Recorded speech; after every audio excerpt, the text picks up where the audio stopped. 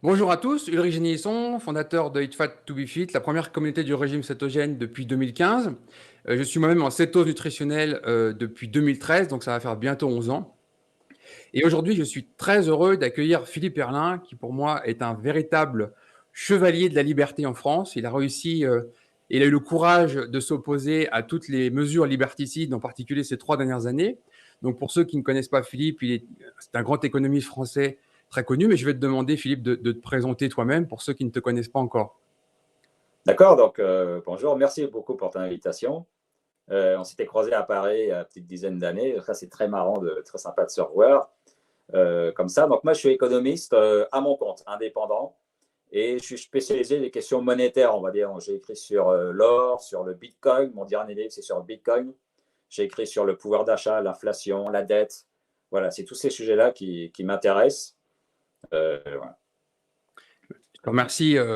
Sincèrement, je tiens vraiment publiquement à te féliciter pour ton engagement pour la défense de la liberté individuelle parce que dans notre petit groupe de défenseurs de la liberté, tu en as vraiment eu, je vais le dire clairement, hein, une grosse paire depuis 3 ans parce que tu as pris tous les coups, tu as été tout seul.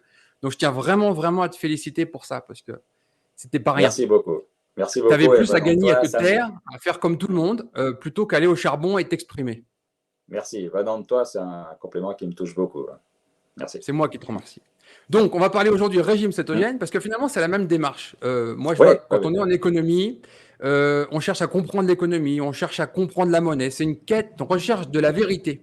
Et finalement, quand on arrive dans la nutrition, bah, c'est la même recherche. On se rend compte qu'on nous bourre le crâne avec des mensonges et on se dit, il y a un truc qui cloche quand même. Et toi, c'est ce que tu as fait. Donc, tu as découvert le régime cétogène. Peux-tu nous expliquer un petit peu comment ça s'est passé, comment tu l'as découvert et pour quel objectif?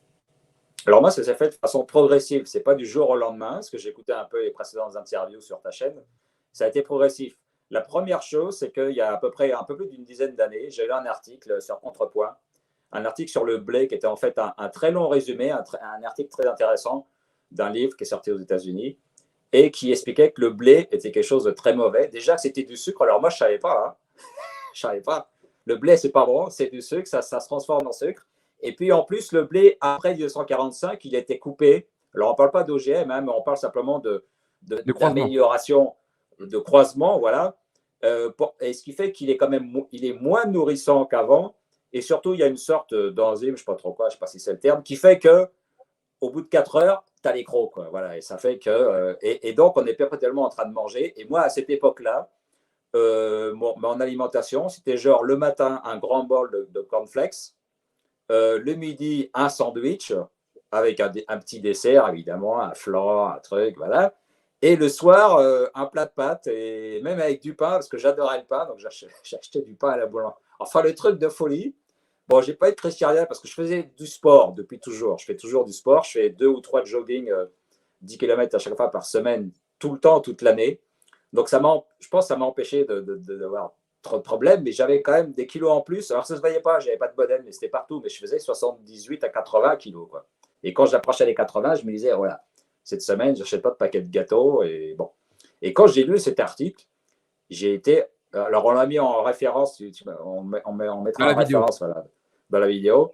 J'ai lu cet article, j'étais absolument effrayé, mais vraiment, par l'article. Ce qui fait que j'ai arrêté du jour au lendemain de manger du pain, de manger des pâtes complètement. Et en 2 semaines, j'ai perdu 4 kilos. Quoi. Enfin, c'est hallucinant. Quoi. En mangeant des œufs, du fromage, mais voilà. Et donc, j'ai fait en quelque sorte un peu du cétogène sans le savoir à l'époque. Et j'avais un peu peur de taper dans le gras, parce qu'à l'époque, je pensais que c'était encore mauvais le gras, donc j'y allais pas trop. Mais j'ai mangé des œufs, tout ça, et viande, et j'ai perdu du poids, j'ai fondu de façon incroyable. Je me suis dit, ah bon, effectivement, je mangeais trop de pain.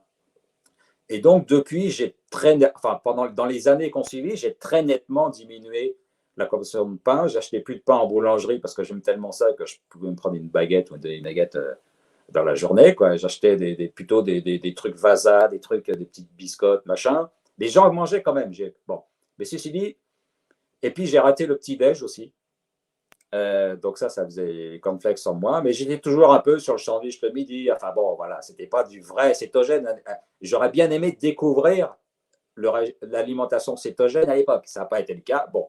Mais ceci dit, j'ai quand même diminué ma consommation de glucides et ça m'a amélioré nettement. Enfin, au niveau du poids, je suis passé donc des 78-80 à 74 à peu près, 75. Bon, voilà, sans faire. Voilà. Et donc, ça, c'était un premier progrès. Le deuxième progrès, c'est peu de temps après, c'est en octobre 2012, je vois sur Arte un documentaire sur le jeûne. Et je trouve ça extrêmement intéressant. Et d'ailleurs, au même moment, je lis un bouquin de Nassim Taleb. Alors, ce n'est pas le signe noir, c'est celui qu'il a pris juste après, qui est Antifragile, où il parle du jeûne aussi. Et les deux, là, à peu près en même temps, le même mois, je dis, tiens, le jeûne. Et le documentaire est très, très, très bien expliqué. Il explique bien ce C'était qui le se passe au niveau documentaire de Thierry scientifique. Delestrade. Ouais. On pourra Voilà, mettre ce voilà, lien qui a aussi écrit un livre, qui a écrit un livre aussi, enfin, qui est très intéressant. Et là, ça m'a fait comprendre des choses sur l'alimentation. Et je me suis mis à faire un jeûne d'une semaine ou un peu plus par an. Et j'ai noté vraiment des bienfaits en termes de, enfin, vraiment le côté détox radical et puis meilleure forme. Et puis alors, il y a perte de poids aussi, alors que je regagnais après parce que je n'étais pas au cétogène. Mais voilà, c'est quand même un élément pour moi qui est important. Et maintenant, je suis vraiment converti au jeûne. Et même depuis que je suis passé au cétogène, je continue de faire un jeûne d'une semaine par an parce que je trouve que c'est un moment important. Et quand on me pose des questions, je dis c'est mon arme anti-cancer. Voilà, parce que parce que quand on fait un jeûne, on élimine des toxines que sans le jeûne, on n'éliminerait pas. Voilà. Et je pense que c'est un plus par rapport au cétogène. Je ne sais pas s'il y a beaucoup d'études qui sont interrogées sur Mais l'interaction ou l'intérêt de faire les deux, juste mais voilà. préciser un point là-dessus. En fait, le régime cétogène, la cétonutritionnelle et le jeûne, ça se plug très bien. Pourquoi? Parce Oui, que quand oui. tu es en jeûne, tu vas brûler du gras. Et toi, en arrivant à partir d'un régime cétogène, bah, tu es déjà un brûleur de gras. Donc, tu préserves ta masse musculaire.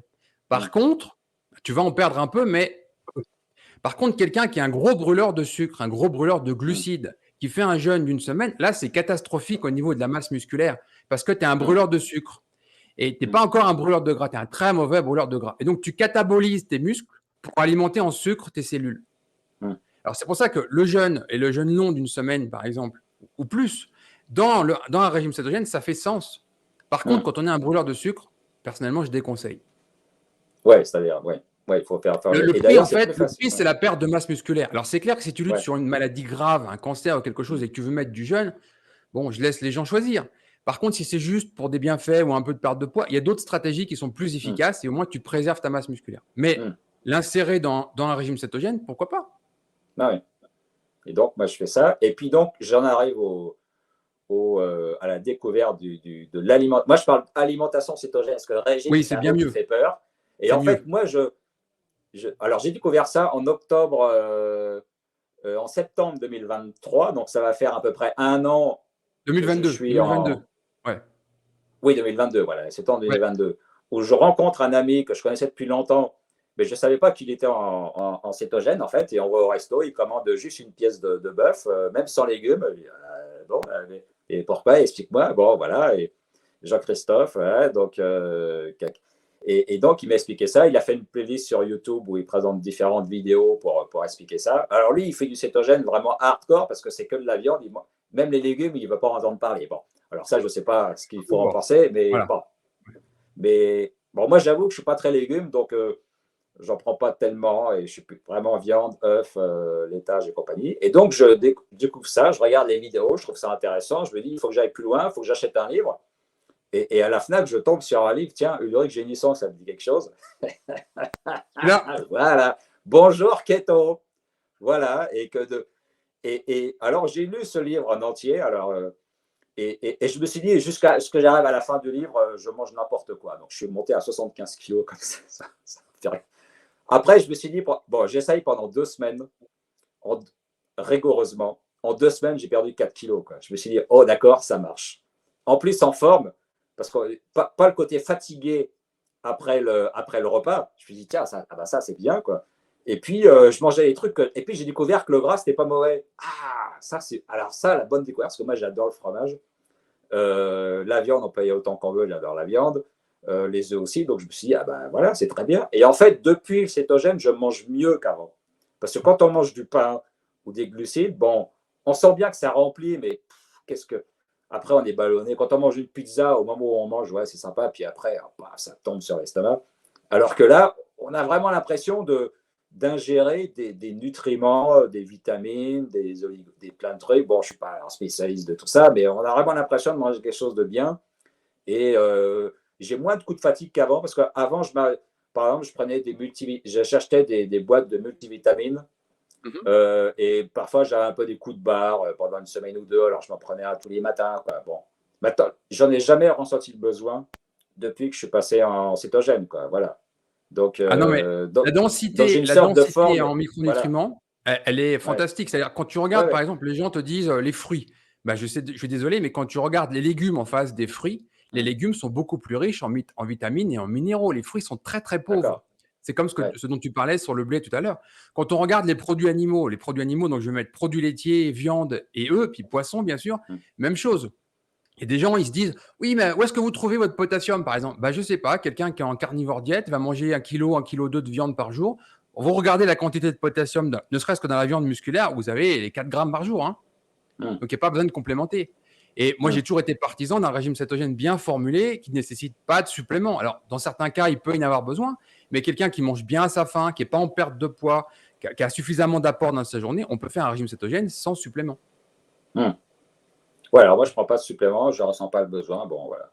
Alors, en légumes, il faudrait que j'avoue que la partie recette de livre, moi qui ne suis pas cuisinier, il va falloir que je me fasse un peu violence et que je me mette un peu à cuisiner et à manger un peu plus de légumes aussi. Bon, il y a un peu de flemme, tout ça. Bon, voilà. Mais bon, voilà. Mais en tout cas, pour l'instant, enfin, depuis un an, je valide complètement le cétogène et maintenant, je n'en démords plus. Alors, je m'autorise, je ne sais pas si le grand chef m'a.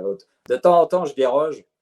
Quand au restaurant, je prends un steak tartare, je prends une part de frites, bon, qui n'est jamais très grande, mais normalement, il ne faut pas la prendre. Mais comme je tourne à 3 jogging de 10 km par semaine, je me dis, bon, je brûle quand même un peu, je peux m'autoriser de temps en temps un truc de frites, de temps en temps une bière. Avant, j'avais toujours de la bière chez moi, par exemple. Maintenant, j'en ai plus, mais de temps en temps, à l'occasion de resto, d'amis, je me prends une bière, plutôt un demi qu'une pinte d'ailleurs. Une pinte, je crois que j'en ai dû en prendre 2 ou 3 depuis un an, un demi un peu plus, mais c'est ponctuel. J'aime bien les cookies, donc de temps en temps, quand je passe devant un Starbucks, je me prends un cookie. Voilà, bon, voilà. Mais ça reste très ponctuel. Alors, je ne sais pas si c'est autorisé.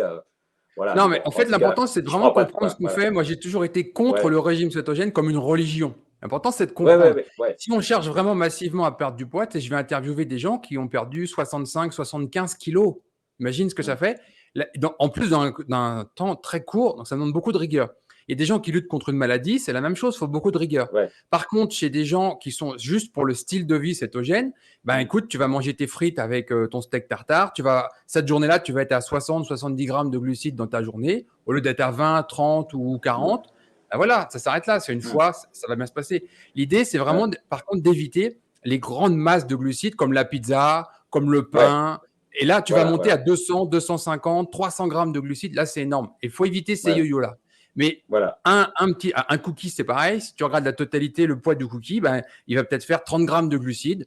Donc, si Mm, d'habitude, tu es à 30 grammes de glucides, ben, ça te fera une journée à 60. Toi, tu n'es pas malade, tu ne cherches plus à perdre de mm, poids, ça passe. Par contre, pour d'autres voilà. personnes, d'autres objectifs, il faut être plus rigoureux. Mm. Voilà. Et alors, autre chose aussi, je voulais avoir ton avis là-dessus. J'ai regardé, parce que toi, dans ton livre, tu recommandes d'arrêter l'alcool. Moi, je trouve ça, Oui. non, mais je ne vais pas arrêter le vin. Et j'ai regardé sur Google, glucides vin, il n'y en a pas, quoi. Donc, je me suis dit, bon, hein, le vin modérément, alors pas la bière, on est d'accord, la bière, c'est plein de glucides. Pas des vins sucrés, genre Porto, des choses comme Ça là, ça. des choses comme ça, Évidemment, il y a oui, du oui, sucre. c'est sûr. Mais bon, du vin modérément, je me dis que ça va, quoi. C'est pas Ah ben, la on peut mort non plus, travailler, non? Ça va? je peux spécifier ça si tu veux. En fait, si Ouais. tu veux, tu as un cycle de priorité énergétique. Mm, C'est-à-dire que le corps, il brûle pas tout en même temps. Il brûle pas des mm, protéines, des glucides, des lipides comme ça arrive. Tu as une priorité. Et le nutriment brûlé en numéro un, c'est l'alcool. mm. D'accord. Donc, si tu Ouais. amènes de l'alcool, je ne parle même pas des glucides, juste l'alcool en tant que tel, 7 kilocalories au gramme. Mm, Il y a des gens qui boivent 2-3 verres de vin par jour. mm, Donc, l'énergie apportée par l'alcool devient euh, une priorité parce que c'est un toxique pour le corps, il doit vite s'en débarrasser. Et mm, en plus, en régime cétogène, on a un point précis, c'est que on atteint l'état d'ébriété soit 2 fois plus vite, soit avec 2 fois moins d'alcool. Parce que le foie, il a que ça à faire. Il est Ouais, déchargé d'accord. d'autres travaux, donc il fait ça en premier. Il faut faire attention. Hum, Et ensuite, donc, tu as cette priorité oxydative et il y a des gens, en fait, bah, ça leur impacte leur perte de poids, par exemple. hum. Parce que pendant que tu brûles de l'alcool, tu brûles pas autre chose, tu brûles plus du gras, hein, tu Ouais, brûles de ouais, l'alcool. ouais, ouais. Pour ces objectifs-là, il faut faire attention. Et puis, il y a aussi un aspect différencié entre les sexes. Un homme et une femme, c'est pas la même chose. Le métabolisme des femmes est différent. Et l'alcool est encore plus préjudiciable chez les femmes. Il y a un aspect hormonal. Il y a un aspect au niveau testostérone, par exemple, pour les gens qui cherchent à prendre du muscle, etc. Donc, moi, personnellement, je bois plus d'alcool depuis 94 ou 95. Hum, C'est zéro. On hum. utilise juste de l'alcool dans la cuisine. Quand on fait une viande mijotée, des choses comme ça, on utilise de l'alcool qui s'évapore, mais plus de consommation d'alcool. Donc pour la santé, moi je déconseille. Maintenant les gens, tu Hum, sais, je suis pilote de motocross hum. depuis l'âge de mes 5 ans. Pour la santé, je déconseille ce sport. Pourtant je le fais quand même. Je Ouais, dis ouais, ouais, juste ouais. honnêtement les choses. Voilà. Si Voilà, voilà. dans un Ouais. objectif santé, moins vous boirez d'alcool, mieux ce sera. Maintenant, libre à chacun de faire ce qu'il veut. Ah ouais, ok. Bon, là, voilà. Mais de toute façon, moi, c'est pas régulier, de toute façon. Donc, ça reste ponctuel. Donc, voilà, quoi. Et Et je donc, vais donner une anecdote, c'est rigolo parce que ouais, tu parlais du ouais. blé, tu parlais du Hum, blé. Alors les gens, je voudrais préciser ça. Dans mon ancien travail, j'étais expert agroalimentaire pendant 12 ans. Et les gens ne hum, le savent pas forcément, mais le blé, c'est de l'amidon. L'amidon, c'est hum, quoi? C'est une chaîne de glucose. Donc quand ça arrive dans notre intestin, c'est décomposé et l'amidon se transforme en glucose, donc en sucre. hum, Et au niveau industriel, on fait ça aussi. Techniquement, il y a des usines en France. Il y en a une, par exemple, chez Cédamil, dans le nord de la France. Ils envoient 3 à 4 trains par jour, donc 3 fois 1300 tonnes. C'est du hum, blé. Et on fait quoi avec ce blé? Du hum. sucre. Ah ouais. On fait du sirop de glucose pur pour l'industrie Hum, alimentaire. C'est du hum, sirop de glucose pur. On hum, fabrique du sucre à partir du blé. De la même manière qu'on fabrique du sucre avec des betteraves. On hum. fabrique aussi de l'alcool, de l'éthanol avec le blé. C'est la même chose en fait. Ouais. C'est pour ça Ah qu'il faut ouais, ouais. vraiment comprendre que l'amidon, c'est juste une chaîne de glucose. Hum, C'est du sucre, pas autre chose. hum, hum, Donc c'est important ce que tu dis, parce que quand tu manges, moi j'étais un grand fan de pain aussi. Il faut hum. comprendre que l'amidon du pain se transforme, ou des pâtes se transforme en sucre dans notre circulation sanguine. Voilà, en glucose. Ouais. Et ça, les gens ne le savent pas, quoi. Parce qu'à la limite, ils Non. font un effort sur le sucre. Ils disent, je prends pas de dessert. Mais si Ouais. tu manges du pain à côté, bah, les efforts que tu fais, ils sont annulés, quoi, en fait. Bah, tu Et sais, moi donc, je suis c'est. Et vraiment voilà. arc-bouté là-dessus parce qu'on a même des Ouais. livres où c'est Hum. marqué noir sur blanc dessus, Hum. pâtisserie sans sucre. Et Ouais, quand tu ouais, regardes ouais, ce qu'ils ouais, mettent dedans, d'accord. il n'y a plus de sucre blanc. Alors le sucre blanc, il n'y en a Hum, plus. Et on met quoi à la hum. place? On va mettre du miel, on va mettre du sirop d'agave, on va mettre des jus de Ouais, fruits concentrés, on va continuer à la farine de blé, etc. Mais quand on regarde la quantité de glucides qui se oui, c'est ça transforment qui en compte, en fait. glucose Ouais. dans tout ça, c'est encore pire. Hum. C'est encore pire. C'est Ouais, encore ouais, plus ouais. riche en glucides. Alors maintenant, j'ai appris à regarder, quand je regarde des aliments, je regarde glucides. Il faut que ce soit moins de 5%, sinon ça ne va pas, quoi. Alors en dehors, je prends aussi du chocolat noir 90. C'est un peu plus que 5%, mais j'en prends très peu donc, avec le café. Donc voilà, mais autrement, oui, voilà, c'est moins de Je 5%, t'invite mais bon, vraiment, je t'invite vraiment sur le 100%. Tu es parisien. Il y a beaucoup voilà, de très bons chocolatiers à 100%. Paris. J'ai déjà essayé. Non, non, je te le garantis. Vraiment, je te le garantis. Ouais. Le 100%, en fait, est particulier parce que si c'est une merde, s'il est Hum, mal fait, il est immangeable. Donc, ils hum, sont obligés de sélectionner les meilleures fèves et de le travailler de la meilleure façon. Tu as la chocolaterie ouais, Robert, par exemple, à Paris, que tu vas trouver, l'atelier C à Paris, où tu vas pouvoir trouver leur chocolat. Ils ont un excellent 100%, mais Pralu en fait aussi. Enfin, il y en a plein qui en font. hum, Et il est très bon, vraiment. hum, Tu prends à l'opposé, tu as le 99 de Lindt que je déconseille, qui est vraiment pour moi très mauvais. ouais, Euh, d'accord. mais il y a de très bons chocolatiers qui font du très bon 100%. Et après, c'est comme le café. Tu sais, il y a beaucoup de gens, ils mettent beaucoup de sucre dans le café, ils ne se rendent pas compte qu'ils boivent du mauvais café. Quand tu Hum, retires le sucre, eh ben, tu n'as plus le choix. ouais, Tu as intérêt à faire gaffe à ton café. ah oui, L'amertume, tu sais, ça sort tout de suite. il faut que ce soit un bon café, c'est clair, effectivement. Ouais, C'est la même ouais, chose. Bon, ouais. alors ton régime cétogène, ça fait un an. À quoi il ressemble en gros? Comment tu fais sur 3 repas, 2 repas? Qu'est-ce que tu manges sur une Alors, c'est journée à dur peu pas, près? parce que j'ai supprimé le petit-déj depuis longtemps et ça me correspond mieux, en fait, parce que voilà. Et donc, moi, c'est. Alors, je cuisine très, très peu, donc c'est produits non transformés, donc c'est jambon ou viande ou beefsteak, quoi, voilà, ou steak, œuf, un peu de poisson, soit saumon, truite ou boîte de conserve, filet de truite, voilà. et yaourt, fromage, voilà, avec de l'eau. Je bois de la San Pellegrino, voilà, donc, hein, Mhm. le matin, je prends une demi-bouteille de San Pellegrino, quoi. Voilà, c'est mon petit déj, quoi. Et D'accord. autrement, midi et soir, voilà. Donc le soir, je mange bien, mais je mange tôt en fait. Je mange à midi et à 19h. Pas tard, parce que je sais que c'est mauvais aussi pour la digestion, tout ça. Donc voilà. Et puis autrement, bah, en resto, bah, je prends souvent le steak tartare parce que c'est ce qu'il y a de plus cétogène ou une pièce de viande en soi, quoi. Voilà. Et les pizzas, je crois que j'en ai pas, j'ai pas dû en manger. J'ai mangé comme ça à l'occasion, mais une ou deux depuis, quoi. Mais voilà, les pizzas, je sais que voilà, maintenant c'est fini, quoi. Alors, ou alors, il faut que ce soit Fini. vraiment des pâtes très fines. Mais en fait, la plupart des pizzas qu'on vend, elles ont une pâte épaisse parce que ça leur coûte pas cher, en fait. C'est aussi Les une glucides question de coûtent pas prix. cher. Et les glucides ne coûtent pas cher. Et alors d'ailleurs, on peut faire les liaisons, tu vois, avec un article que j'ai écrit parce que et suite à ma lecture d'un économiste que j'ai trouvé extrêmement intéressant, parce que je l'ai découvert parce qu'il a écrit un livre sur le Bitcoin qui était célèbre dans le monde entier, qui est de Bitcoin Standard, qui a été traduit en français depuis, qui s'appelle Safedan Amos, donc qui est d'origine palestinienne, qui vit aux États-Unis. Et donc, il a inventé le concept de monnaie dure, monnaie faible, c'est-à-dire le Bitcoin ou l'or, ce sont des monnaies dures parce qu'on ne peut pas les imprimer. Voilà, donc c'est des monnaies solides. Et puis le dollar, on l'imprime à un rythme délirant, là, surtout depuis les confinements et en ce moment avec les guerres et tout. Enfin, on atteint des niveaux délirants et ça fait de l'inflation, quoi. Voilà. Et, et, et dans son livre, alors le premier qu'il a écrit, c'est de Bitcoin Standard, le deuxième, c'est de fiat standard. Donc, il parle des monnaies fiat, c'est-à-dire les monnaies papier, les monnaies imprimées. Et il développe une idée très intéressante que j'ai repris dans un des articles que j'ai écrit récemment, qui est qu'en fait, au début des années 70, il se passe des choses importantes au niveau monétaire, c'est-à-dire que déjà le 15 août 1971, une date fondamentale, Richard Nixon décide de supprimer la convertibilité entre l'or et le dollar, parce que les déficits américains commencent à devenir vraiment trop importants à cause de la guerre du Vietnam et de la conquête spatiale sur la Lune. Voilà. Donc là, les déficits sont trop importants. Et puis, il y a Général de Gaulle qui demande son or à Fort Knox, donc ça ne plaît pas trop aux Américains. Donc Nixon, à un moment, il dit stop, on arrête. Il n'y a plus de convertibilité. Et ça va permettre de pouvoir faire du déficit et on s'en fiche. Et puis à l'époque, il pensait que l'or servira plus qu'à faire des bijoux et sa valeur s'effondrerait, quoi. Voilà, et ça deviendrait une matière première tout à fait secondaire. Bon, il s'est passé exactement le contraire.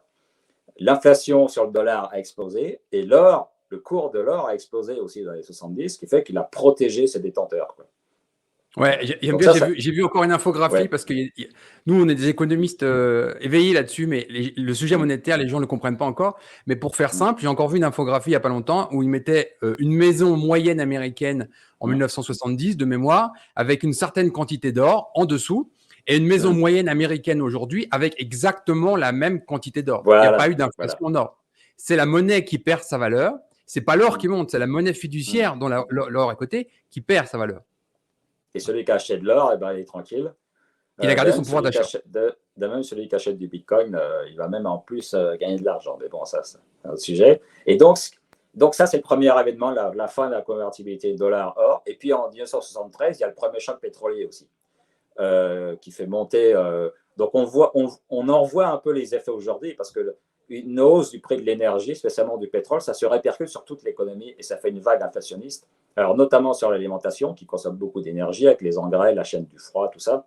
Mais bon, ça se répercute sur toute l'économie. Et donc, ça se traduit par une perte de pouvoir d'achat. Et ce qui explique ça fait d'Anamo, c'est que je reprends dans mon texte, c'est que pour masquer cette perte de pouvoir d'achat dans le domaine de l'alimentation, le pouvoir américain et les instances médicales, entre guillemets, les instances de santé, entre guillemets, américaines, ont incité à diminuer la consommation de viande et à augmenter celle de glucides. Parce que, comme on vient de le dire, les glucides, ben, ça ne coûte rien. Tu vas dans le supermarché, tu regardes le prix des pâtes. Bon, si tu veux la même quantité de nourriture en viande et jambon et œufs, ben, ce n'est pas le même tarif, quoi, voilà. Et donc, les Américains qui prenaient au petit déjeuner du bacon et des œufs, ce qui est très bon, parce que c'est des protéines animales. Voilà, donc démarrer la journée avec ça, c'est très bien. Et puis, on n'a pas le coup de barre qu'on a si on mange de la brioche avec du Nutella. Hein, voilà. Et on arrive à midi sans problème, sans avoir besoin de prendre un goûter de 10 heures et tout ça. Voilà. Et ben, les instances de santé ont expliqué que non, c'est pas bon, c'est du cholestérol, ça va boucher vos artères. Donc, il faut tout de suite arrêter le bacon et les œufs. Et il faut passer au cornflakes. Kellogg cornflakes et dans un grand bol de lait, et vous verrez, ça ira mieux, quoi. Alors, effectivement, en termes de calories, on a la même quantité de calories. Donc, on ne meurt pas de faim. Et puis, comme le prix de la viande augmente, ça coûte moins cher. Donc, on se dit, c'est pas plus bête, tant mieux, ça me coûte moins cher. Ou en tout cas, mon pouvoir d'achat alimentaire ne baisse pas. Le problème, c'est que c'est pas bon. Hein. Voilà, c'est tout ce qu'explique Mais l'alimentation tu vois, cétogène. C'est pas j'ai bon. envoyé un email à Idriss Voilà. Aberkane là-dessus parce que je voulais lui Ouais. proposer une interview avec une thématique qui aurait été de la fraude et de la corruption dans nos assiettes. Voilà. Et moi, j'ai les Ouais. études de cette époque que tu cites où tu as vraiment un conglomérat sucrier, par exemple, qui a payé des scientifiques pour donner les mauvaises conclusions sur les études. Et ça a envoyé tout le monde dans le mur. Donc, il y a vraiment massivement une fraude scientifique et une corruption avec, on a le nom des gens, les sommes versées, on a tout. Hein. Et ça nous a envoyé dans le mur dans les années 60. Et on vit toujours ça. Hein. Ouais. Voilà. Et d'ailleurs, les problèmes d'obésité, de maladies cardiovasculaires aux États-Unis commencent à augmenter précisément à ce moment-là. Voilà. Et Safed Anamou s'explique que les Américains mangeaient beaucoup plus de viande au début du XXe siècle ou même du XIXe siècle par rapport aux années 70. Quoi. En quantité de viande en kilos par personne, ça a diminué. Par contre, ça a été compensé par des glucides, des pâtes, des cornflakes qui ne coûtent rien. Pour être précis, il y a deux vrais problèmes, mais qui sont parallèles. Ouais. C'est-à-dire qu'il y a une corruption massive de sciences vers plus de glucides, moins de protéines animales, etc. Mais on a le même problème sur les lipides. Quand on regarde au début du XXe siècle ce que les Américains consomment, c'est massivement des graisses saturées animales. Donc, c'est du bacon, c'est de la graisse de porc, de la graisse de bœuf, etc. Et là arrivent des entreprises comme Crisco, où ils veulent nous faire bouffer une huile qui est normalement une huile pour la mécanique. L'huile de graines de coton, de colza, de soja. Les germes de soja, on fait de l'huile. Et ça, c'est des huiles qui sont consommées. Tu vois, il y a en 1950, McDonald's faisait ses frites avec de la graisse de bœuf, ici aux États-Unis. Et après, ils sont arrivés avec les huiles végétales. Mais quand on met les deux en même temps, c'est-à-dire augmentation massive de glucides, plus ces huiles végétales qui ont un profil lipidique très particulier, on a le problème, enfin, l'épidémie sanitaire qu'on a aujourd'hui d'obésité, syndrome métabolique, diabète de type 2, foie gras, tout ça, c'est lié à ça. Et c'est lié à la base à de la fraude scientifique et de la corruption. Voilà, et c'est vraiment un complot de l'État contre la population, quoi, parce que c'est. Ah mais moi je vraiment c'est mentir aux gens, c'est incroyable, quoi. On a un auteur, une journaliste américaine qui s'appelle Nina T. Scholz qui a écrit The Big Fat Surprise, qui est vraiment un ouvrage magistral où elle explique tout ça. Tout est daté, il y a les noms, il y a les sommes d'argent, etc. C'est un vrai complot. Et elle continue son travail et elle a publié il y a encore pas très longtemps que les prochaines directives nutritionnelles américaines, il y a de mémoire 11 membres. Et elle a découvert 10 conflits d'intérêts majeurs, c'est-à-dire des gens qui sont payés par l'industrie agroalimentaire pour faire les directives nutritionnelles. Je peux te dire qu'eux, ils vont pas te dire qu'il faut que tu manges du bœuf avec des haricots verts. Hein. Eux, ils sont là par l'industrie agroalimentaire. Et c'est des grosses sommes. C'est des gens qui touchent 100, 200, 300 000 $ par an. Voilà. Et donc ça a complètement. Et c'est vraiment une catastrophe parce qu'au niveau de la santé des gens, au niveau de l'alimentation, l'obésité, tout ça, ça se met à se dégrader. C'est-à-dire que les progrès de la science, qui jusque-là avaient permis l'espérance de vie, d'éliminer les maladies, tout ça, ça se trouve remis en cause.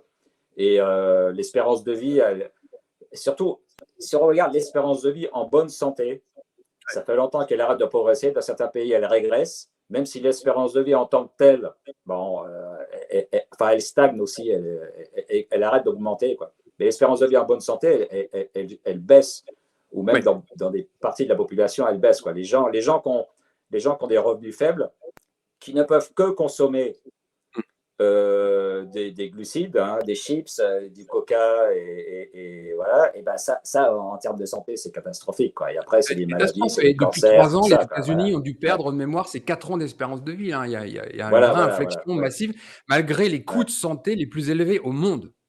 En plus, c'est-à-dire que les gens, ils sont plus malades, donc ils coûtent plus cher en termes de santé. Maintenant, ça profite peut-être aux gens qui vendent des services de santé, mais bon. Mais en tout cas, les deux sont liés. Voilà. On Donc vend le d'abord des secteur, glucides pour rendre malade et après on vend les voilà, traitements pour te faire survivre. Alors l'insuline, les médicaments, voilà, voilà. les insuffisances rénales. Je disais l'autre jour, il y a une chaîne ici, c'est une chaîne spéciale pour les gens qui sont en insuffisance rénale. Donc tu Hum, vas te faire ta dialyse, ça ressemble à Disneyland, hein, le truc. Hein. Tu hum. rentres dedans, tu fais ta dialyse, c'est en dehors des hôpitaux, c'est une vraie chaîne, ils font que ça. Ah oui, d'accord. Ah oui, ok. C'est tellement un Ouais. business énorme, il y a tellement de clients, c'est remboursé par les assurances santé, les gens ils trouvent ça normal. Alors souvent, tu vois des gens arriver amputés parce que le diabète de type 2, ça se termine en Hum. insuffisance rénale, Ouais. insuffisance hépatique, amputation, perte de cécité, donc perte de la vue. C'est pas rien, hein. Hum. Mais on va Ouais. te trouver toujours une solution qui coûte une fortune, qui est payée par la Hum. collectivité. Comme ça, c'est normal. Oh, vous n'avez pas de chance, vous avez un diabète de type 2. Personne ne va te dire que tu ne sais pas manger. Hum. Ouais, donc c'est le lobby alimentation et le lobby Ils sont pharmaceutique, connectés.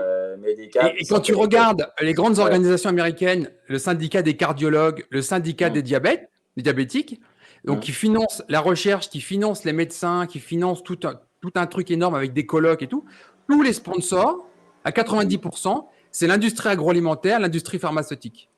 Ouais. Ils sont pas là pour guérir Donc les gens, là, ils sont pas là pour que hum. tu sois en bonne santé, ils sont là pour te vendre tout un package dont tu n'as pas besoin Hum. normalement.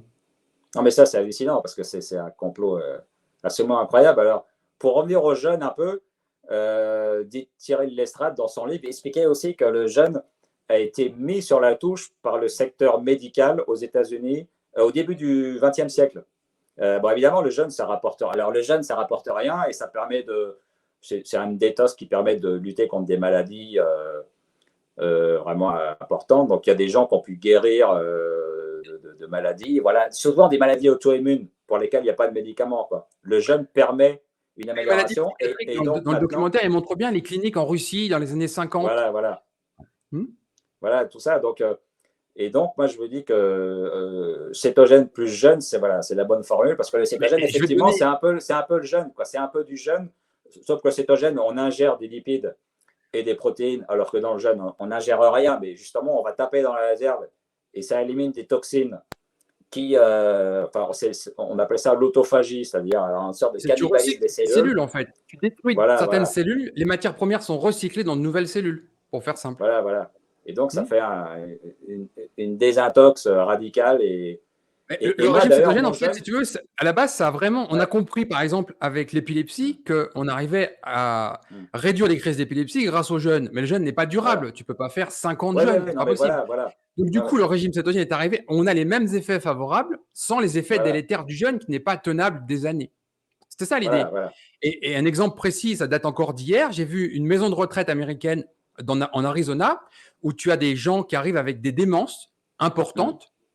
C'est le genre de maison de soins où quand tu rentres, tu ressors sous forme de cercueil. C'est mm, fini en fait ta vie. Là, ils ont une petite dame qui avait une démence mesurée avec des tests. Le test va de 30 à 0. 30, tu es en bonne santé, 0, ça va plus du tout. mm, Elle rentre dans son établissement à 15. Donc c'était déjà un mm, état avancé de démence. On la met sous régime cétogène, puis régime cétogène carnivore, elle remonte à 25.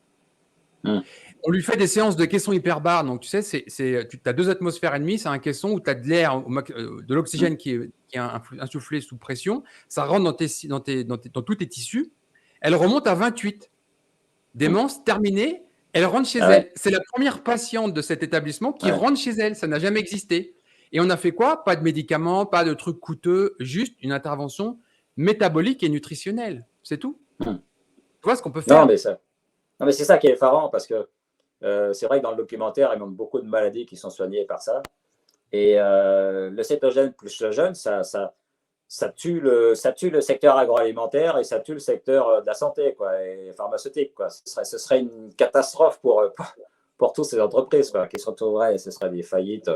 Enfin, ce serait Ouais. hallucinant, quoi. Mais là, ça soulève un lièvre qui est absolument énorme, quoi. C'est quelque chose de. Bah, C'est un l'industrie enjeu, ça devient un pharmaceutique. enjeu politique, Ouais. ça devient un enjeu politique et je dirais même ça devient un enjeu de liberté Oui. publique, quoi. Parce que le fait que l'information que tu diffuses avec, sur le cétogène ou que d'autres personnes diffusent sur le jeûne, le fait que ce soit bloqué à ce point-là, Ouais. ça pose un problème de liberté d'expression et de liberté publique dans une démocratie, quoi. Parce que ça veut dire qu'il y a des forces On a une énormes censure, contre ça, un quoi. blocus. Je te remercie Voilà, une vraiment d'aborder ce censure. sujet Ouais. parce que c'est super intéressant. Nous, on le vit depuis plus de 3 ans. Je ne sais pas si les gens sont vraiment courant de ça, je vais mettre le lien de l'article que j'ai rédigé il y a 3 ans sur la Mmh. censure massive et le risque sur le régime Mmh. cétogène. Il y a une censure massive partout. La censure est sur les réseaux sociaux, tous les réseaux sociaux.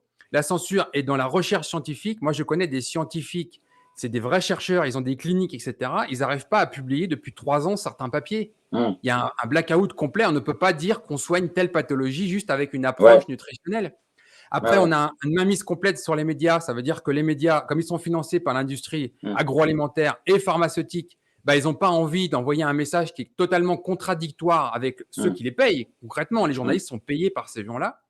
Et donc, du coup, je vois les derniers changements de règles de YouTube, 15 août de cette année, 15 août 2023, où ils mettent noir sur blanc. Si quelqu'un prétend pouvoir guérir un cancer grâce à la vitamine C, la vidéo sera censurée. Et ils citent Mmh. l'exemple, mais noir sur blanc. Et moi, je dis, mais vous connaissez Linus Pauling quand même, 2 prix Nobel, qui a Mmh. travaillé une grande partie de sa vie sur la vitamine C. Albert Einstein disait de lui que c'était un des plus grands savants du monde. Et on a des études, on a des centaines d'études qui sont disponibles sur PubMed qui nous disent qu'on peut traiter un cancer avec de la vitamine C. Mmh. Donc, ça veut dire que la science publiée par des vrais chercheurs Mmh. disponible sur PubMed, on n'a plus le droit d'en parler sur YouTube. Mmh. Mais qui êtes-vous pour décider de ce qu'on Mmh. a droit de dire ou de pas droit de dire? Voilà le monde dans lequel on vit aujourd'hui. C'est pour ça que je Mmh. dis partager l'information massivement parce que tout est en train de disparaître. Et le pire, Mmh. c'est Google. Parce que Mmh. Google, aujourd'hui, Ouais, c'est la porte d'entrée du savoir. voilà, tout le monde Aujourd'hui, utilise les Google. gens, Ouais. quand ils veulent quelque chose, voilà, ils tapent dans Google une question. Et là, aujourd'hui, Google cache des pans entiers de savoir qui disparaissent complètement, Mmh. qui sont masqués. Les gens n'ont plus accès à la connaissance. La Mmh. censure est massive comme jamais. Jamais parce que, tu vois, dans les temps obscurs du nazisme, ils ont fait brûler des livres, etc. Mais on pouvait toujours en cacher, il y avait toujours un moyen. Mmh. Là, aujourd'hui, c'est systématique grâce à l'informatique, c'est Mmh. mondial et Mmh. on fait facilement, en quelques clics de souris, quelques changements d'algorithme, on fait disparaître des pans entiers de la vérité. Mmh. Voilà. Ouais, sur C'est les très réseaux dangereux. sociaux aussi. Et voilà, ouais, c'est vrai que Ouais. c'est vrai catastrophique. Alors, il y a quand même de l'espoir. Elon Musk a racheté Twitter. Bon, J'espère. Mais tu vois les c'était un ennuis qu'il a, les domaine. menaces qu'il a en Europe. Enfin, Alors voilà, il est courageux, hein. Il est très il courageux de est faire ça. courageux, il est extrêmement courageux, il prend énormément de risques. Hein. Mais bon, Lui voilà. aussi, pour vendre ses Tesla, il était plus facile de fermer sa gueule et de se mettre Ouais, personne à ouais, dos. c'est sûr. Alors que là, franchement, il prend position. Il se coupe une partie de sa clientèle. S'il était Voilà, vraiment voilà. intéressé par accumuler les milliards, il valait mieux qu'il se taise. C'est clair, c'est clair. Et là, il a un courage énorme. Bon, il faut espérer qu'il y ait d'autres personnes comme ça qui agissent parce que c'est catastrophique. Bah, tu vois, nous, on a quitté massivement Facebook, Instagram, tout ça. Depuis 3 ans, on Hum, utilise un réseau qui s'appelle MeWe, qui a été créé hum, par un libertarien il y a 10 ans maintenant. Il n'y a pas de hum, censure, il n'y a pas d'algorithme, il n'y a pas de publicité. Enfin là, c'est le vrai réseau social. Tu vas le voir une fois par jour, 5 minutes, c'est réglé. Tu hum, as fait tes interactions. Il y a des gens comme Hélène Banou, Marcola est venu dessus, etc. Il y a plein de gens qui sont venus dessus parce qu'on a une liberté totale. Quoi. Il n'y a personne hum, qui nous dise qu'on peut. Et il n'y a pas de censure hum, possible. Mais hum, c'est rare et les gens ne comprennent pas parce que Facebook, Instagram, tout ça, c'est des réseaux qui ont été construits pour développer une forme d'addiction. Mais hum, c'est plus des espaces où, en fait, où on peut discuter de ce qu'on veut. Quoi. On l'a hum. vu depuis mars 2020, censure massive. Tout le Non, monde non, a pu c'est clair, tester c'est quand clair. même. Ouais, ouais, Voilà. ouais, c'est clair. Et Bon, l'alimentation, revenons à c'est notre régime pareil, quoi. cétogène. Hum, hum. Quels sont les bienfaits dont tu peux tirer comme conclusion, perte de poids? Qu'est-ce que tu as obtenu en 1 an grâce au régime cétogène? Alors, en fait, moi, contrairement à beaucoup de la plupart de tes invités, j'avais pas de problème de santé avant. Je pense que je Mhm. dispose d'un bon patrimoine génétique, donc j'avais pas de problème de santé avant. Donc, ça n'a pas changé ma vie, le régime cétogène. Sauf qu'avant, j'étais à 73, 74, 75 kilos et ça m'énervait d'avoir un poids qui fluctue et je ne savais pas trop quoi faire, trop quoi manger. Et avec le cétogène, je suis à un poids stable. Alors, je suis descendu à 71 kilos. Ensuite, j'ai fait mon jeûne en mars dernier.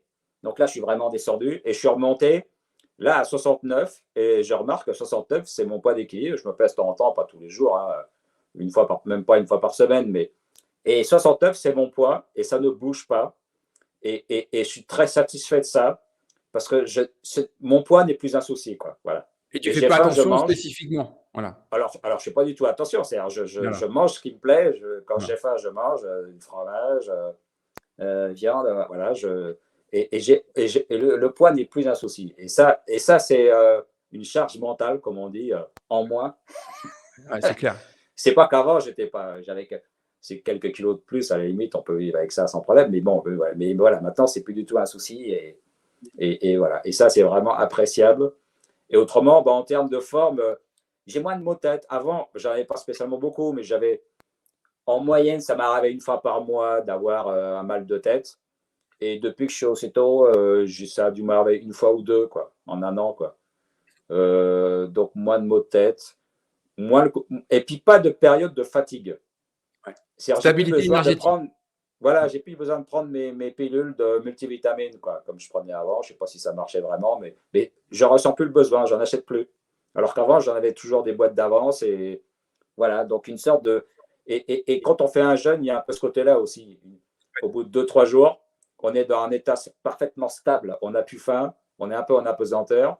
Et je retrouve un peu ça, d'une façon différente parce qu'on mange quand même, mais je retrouve un peu ça avec le cétogène, c'est-à-dire une sorte de forme optimale, parfaitement stable. Voilà. Et puis aucun souci de fatigue, de coups de barre après le repas ou de période de fatigue quand l'hiver arrive, des choses comme ça. Enfin voilà, quoi.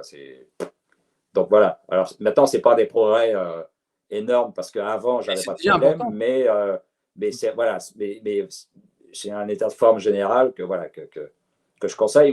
Alors j'essaie d'en parler autour de moi, autour de mes frères, tout ça, pour qu'ils s'y mettent. Un peu compliqué, mais je leur refaire le livre. Moi, l'argument que je dis, c'est faites-le 15 jours à 100%, vous allez perdre 3-4 kilos et c'est hyper encourageant. Et après vous le tiendrez, vous serez convaincu. Mais faites-le, mais à 100%. Au début, il faut le faire. Moi, ce que je conseille aux gens, c'est au début à 100%. C'est même pas un cookie, même pas un demi de bière. Pendant 15 jours. Voilà. À 100% pendant 15 jours. Vous allez perdre 3-4 kilos comme ça sans vous en rendre compte. Vous allez vous rendre compte que vous mangez mieux qu'avant. Parce que vous avez vraiment l'impression d'ingérer des trucs utiles pour votre corps et vous serez en meilleure forme. Alors, d'ailleurs, moi, quand j'ai commencé le cétogène, au bout du troisième jour, j'ai eu un coup de barre le matin, exactement comme quand on fait un jeûne. Et j'avais vu que ça pouvait arriver parce qu'il faut que le corps qui bouffait des glucides et du sucre, tout d'un coup, ça disparaît. Donc, Ouais. il change de chaudière et puis il faut fonctionner sur le gras et les protéines. Et il y a un moment, bon, voilà. Et le troisième jour, j'étais au réveil, j'étais complètement HS.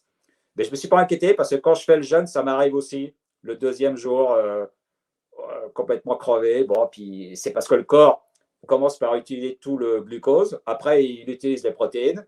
Et les protéines, il ne peut pas continuer trop parce que c'est le cœur. Donc, après, il passe aux lipides. C'est Et ça. ce moment-là, il est plus ou moins difficile dans le jeûne. C'est pour ça qu'il faut faire des jeûnes. Moi, je dis qu'il n'y a pas d'intérêt à faire un jeûne de 2 ou 3 jours. Faites un jeûne d'une semaine, une fois par an. Voilà. Et c'est bon. Parce qu'après, une fois que vous avez passé ce seuil un peu difficile, vous êtes bien et vous en profitez. Voilà. Ouais, ça, en fait, Et concrètement, voilà. c'est parce que tes corps toniques sont très élevés. Et à partir Ouais. du moment où les corps toniques sont très élevés, on parle de 3 millimoles, tu as Mmh. vraiment un effet qui coupe la faim. Mmh. Voilà. Là, le corps, il Voilà. comprend qu'il n'y a pas de nourriture, donc ça ne sert à rien de Voilà, voilà. t'embêter toutes les 5 minutes à Voilà. t'en rappeler, il n'y en a pas. Ouais, Et ouais. ça arrive avec un niveau de corps cétonique très élevé. Voilà. Et donc, et moi, je conseille vraiment les deux. Et surtout que le jeûne que j'ai fait là en mars, donc c'était le premier que je faisais en céto, il est plus facile à faire parce que quand on mange normalement, entre guillemets, avec des glucides et tout, bon, il faut faire ce qu'on appelle une descente, c'est-à-dire qu'il faut diminuer tout ce qui est sucre, bière, il faut diminuer ça. Donc, ça prend une semaine ou deux, hein. Après, on fait le jeûne. Et puis ensuite, il ne faut pas recommencer le régime normal, entre guillemets, c'est-à-dire en mangeant des glucides, sinon tu reprends des kilos très rapidement. Et donc, pendant 2 semaines, alors c'est salade et tout. Et ça fait une période globale assez longue et un peu difficile. Alors que quand on est en cétogène, la descente, je la fais quasiment pas, en fait. Enfin, je diminue un peu les quantités, puis top, j'arrête. Et la reprise, il y a juste le premier jour. Le premier jour, il faut recommencer uniquement sur du liquide, donc des soupes, pas d'aliments Ouais. solides. Le J'attire premier justement jour, l'attention des gens là-dessus parce qu'il y a un syndrome qui ouais, s'appelle le syndrome de réalimentation. Ça peut aller jusqu'à la mort. Faut bien ouais, préciser les choses parce ouais, ouais, que c'est temps. il n'y a rien. Le corps s'est habitué à survivre sur ses stocks Mmh. personnels, enfin sur Voilà. lui-même, et on ramène des choses et il y a beaucoup de déséquilibre au niveau des électrolytes. Mmh. Et ça peut aller très loin. Tu vois, typiquement, les gens qui sont revenus des camps de concentration après la guerre, Ouais, les gens qui étaient beaucoup affamés, sont qui faisaient morts en 30 mangeant. kilos, Ouais. beaucoup sont morts en mangeant. Donc, il faut faire Mmh. attention. Le syndrome de réalimentation, il ne faut pas faire n'importe quoi. Faut Voilà. s'instruire, il faut apprendre. Il ne faut pas faire Voilà. n'importe quoi. Il faut recommencer doucement et que du liquide. Voilà. Et voilà. Et d'ailleurs, on n'a même pas très faim quand on reprend après un jeûne. Voilà. Donc, Hmm. Donc, moi, c'est ce que je conseillerais. Et puis, en plus, donc, cétogène, un jeûne par an, parce que c'est de la détox radicale, voilà. Et puis, un sport d'endurance toute l'année. Ça, c'est aussi un conseil parce que je le fais depuis longtemps. Et je ressens les bienfaits. Et voilà, donc le jogging ou la natation ou le vélo, mais régulièrement toute l'année. Ça, je pense, c'est aussi vraiment très Voilà, bien. Et c'est ce que ça, j'ai c'est mis une dans Bonjour combinaison de Keto. trois J'ai choses. dit toute Voilà, activité physique est bonne. Alors, voilà, concrètement, voilà. se passer d'un ascenseur, prendre un escalier, garer sa voiture au Mm, supermarché au bout du parking, mm. s'arrêter quand on prend le bus ou le métro 2, 3 stations avant, finir à pied, des choses comme ça en fait. Toute activité, parce qu'on est vraiment aujourd'hui dans un Voilà, monde d'hyper sédentarité ouais, qui c'est est clair. Ouais, ouais. délétère pour notre santé. Mais je dirais, le sport d'endurance, c'est aussi le fait que pendant 1 heure, on fait que ça. Parce que prendre Hmm. l'escalier au lieu de l'ascenseur, bon, ok, mais c'est juste un petit effort. Alors que Hmm. l'endurance, on passe un seuil. Alors au début, quand on s'y met, c'est un peu difficile, mais on passe un seuil et pendant 1 heure, on respire beaucoup plus. Enfin voilà, et c'est bon pour le système cardiovasculaire. Donc Oui, moi, c'est clair. Et moi mon l'activité à basse expérience intensité, 130 voilà, pulsations, 140, on est vraiment voilà, dans cette phase de brûleur de gras là. Putain, on touche voilà, même pas à nos voilà, stocks de glucides. Donc pour les gens voilà, qui veulent perdre du poids, ça aide aussi. C'est de la dépense énergétique en plus. Ouais. voilà. Et donc pour En moi, brûleur de gras. voilà, voilà. Donc pour moi, c'est la bonne combinaison, quoi. C'est cétogène, un jeûne par an et du Hmm. jogging. Et là, no problème, la forme, je suis jamais malade. Alors avant, je l'étais pas trop, mais j'avais un peu des périodes de fatigue. Bon là, je vais voir, l'hiver arrive. Mais bon, l'hiver dernier, j'ai rien eu. Enfin, voilà, quoi. Donc, ça fera le deuxième hiver, là, mais je pense, voilà, Bah, tu sais, une dans la forme Ceto optimale, Academy, quoi. notre formation en Mm, ligne, j'avais utilisé une étude qui mm, remonte à 74 et qui explique comment, et de façon linéaire, la quantité de sucre détruit notre système immunitaire. C'est-à-dire que mm. plus tu amènes de sucre dans ta Ouais, circulation sanguine, et en plus, sur 4, 5 repas par jour, et moins tes globules blancs sont juste capables de faire leur boulot. Donc, le régime cétogène, ce n'est pas un ouais. super régime magique, etc. C'est juste qu'il redonne la possibilité à notre système immunitaire de faire son travail. Donc, si là-dessus, Voilà, tu de amènes mieux tes fonctionner. Voilà, micronutriments, en voilà. particulier la vitamine D, Ouais, j'arrête pas de vitamine D avec le soleil, les gens, en fait, tu vas voir le nombre de témoignages, ils expérimentent que maintenant, les hivers, moi, ça fait bientôt 11 ans que je suis en régime cétogène, ça fait 11 ans que j'ai plus de rhume hivernal, de grippe et de mm, choses comme ça. Jamais. Alors qu'avant, tous mm. les hivers, c'était 2, 3 rhumes, comme tout le monde, le Ouais, nez qui coule en permanence, etc. C'est fini. Et ça, c'est juste un système immunitaire qui fait son travail, qui n'est pas mm, sapé par les glucides. mm. C'est très Moi appréciable. aussi, j'ai remarqué le rhume, l'hiver, tout ça. Avec le jeûne, ça a diminué. Mhm. Et le cétogène, encore moins. Je vois la consommation de mouchoirs, quoi, en papier, voilà, le nombre de paquets que j'achète, bah, ça a diminué nettement. Avec le jeûne, ça a diminué déjà. Et avec le céto, encore plus, quoi. Donc C'est que du c'est un bonheur. bienfait, voilà. Bon, d'après ce que je Non, comprends, tu n'es ben, pas prêt voilà. d'abandonner. Ah non, c'est clair, non, maintenant je suis absolument convaincu et j'en parle autour de moi, voilà. Donc voilà, il faut offrir ton livre, voilà, c'est une bonne façon. Ah, et Ouais, puis il est c'est bien fait gentil, parce c'est qu'il a, un bon début. comme Ouais. il est, je- je- quand je suis à la FNAC, j'en ai regardé plusieurs, mais celui-là, il y a des encarts. Et quand on n'est pas du tout doué en cuisine comme moi, c'est bien parce qu'on repart à la base, les aliments de base. Alors, par Ouais. exemple, les amandes, les noix, ça va. Par contre, les cacahuètes, non. Donc, Mhm. ça, j'ai bien noté et c'est bien expliqué. Voilà, quoi. Donc, Bah, oui, pour les rappeler, amandes, je me suis mis à manger il plus fait d'amandes parce que 450 pages. Et ouais. il fait 450 pages. Il y a 100, alors pour les gens tout de suite, les 100 Mm, premières pages, c'est mon introduction mm. pour les généralités du régime cétogène. Ça se lit rapidement, 100 pages quand même. En quelques Ouais, heures, c'est ouais, bouclé. Après, il y a 100 pages qui sont dédiées à la découverte du régime cétogène. Donc, les gens qui ne connaissent pas ouais. les ingrédients, parce que là, il y a plein de nouveaux Voilà. ingrédients, Nelly, elle a fait le tour complet. Comment les utiliser, les Ouais. associer, etc. Et puis après, les 250 dernières pages, c'est 250 pages de recettes, 130 recettes plus variantes, qui permet d'être autonome, complet, en partant Mm, de rien, aucune connaissance au régime cétogène, déjà avec ça. mm. Voilà, donc moi, la partie recette, il va falloir que je m'y mette un peu, quoi, voilà. Il va falloir Mais que je ça me vient avec le motive un temps. peu. Beaucoup Ouais, de gens sont. Tu sais, la plus grande ouais. victoire, en fait, entre guillemets, c'est Mm, quand des gens nous mettent des commentaires sur Amazon ou la Fnac quand mm. ils ont acheté notre livre et ils nous disent grâce à vous, je me suis remis à la cuisine. Et des gens, ils cuisinaient plus depuis Ouais, 20 ans. Et ils ouais, commencent le ouais. régime cétogène finalement en juxtaposant les choses. Ils cuisent une Mm, viande, un poisson, un légume, puis ils juxtaposent dans l'assiette, éventuellement une petite sauce, ça s'arrête là. Puis mm, petit à petit, comme ils aiment leur régime cétogène, ils aiment ce mode de vie, ben hop, ils vont commencer à faire des gâteaux, des recettes plus élaborées, etc. Ça vient Mm. avec le temps. Mais ça, c'est la victoire de Nelly, c'est Mm. arriver à remettre en cuisine des gens qui cuisinaient plus. Et Mm. après, qui viennent nous dire, grâce à vous, j'ai retrouvé ma santé, j'ai perdu 30 kilos, parce qu'en Mm. fait, on fait juste que transmettre du savoir. Nous sommes des passeurs de Mm. connaissances, c'est tout ce que nous sommes. Mm. Et c'est une victoire pour nous quand on a ce genre de commentaires. Ah, tout à fait. Eh bien, bravo, très bien. Je te laisse le mot de la fin. Qu'est-ce que tu voudrais dire à notre audience qui hésite encore Bah par écoutez, rapport au si régime j'étais, cétogène? hésitez d'abord acheter le livre, qui est pas cher en plus pour la quantité de pages et j'imagine de boulot.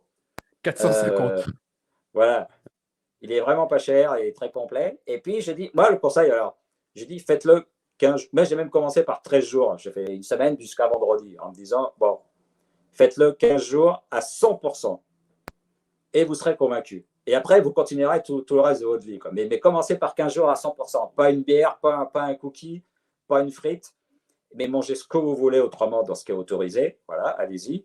Et vous allez voir les effets tout de suite déjà sur vous. Quoi. Et il y a plein de gens qui ont des maladies auto-immunes ou qui ont des problèmes d'articulation, machin, tout ça. Et ben ça, plus un. Et puis après, vous mettrez un jeûne par an. Alors, c'est plus difficile, le jeûne. Hein. Psychologiquement, je comprends. Mais voilà, c'est un jeûne. Refaites du sport, l'activité physique et vous n'irez plus voir le médecin et vous ne mettrez plus les pieds dans l'hôpital. Voilà. Et c'est ça. Voilà. Et c'est un message d'espoir voilà, que je vais donner aux gens à partir de ça. Quoi, voilà. Ben, je te remercie vraiment sincèrement pour ce témoignage très Mm. précieux, Philippe. Mm. Merci beaucoup. Merci à toi. À très bientôt. À bientôt.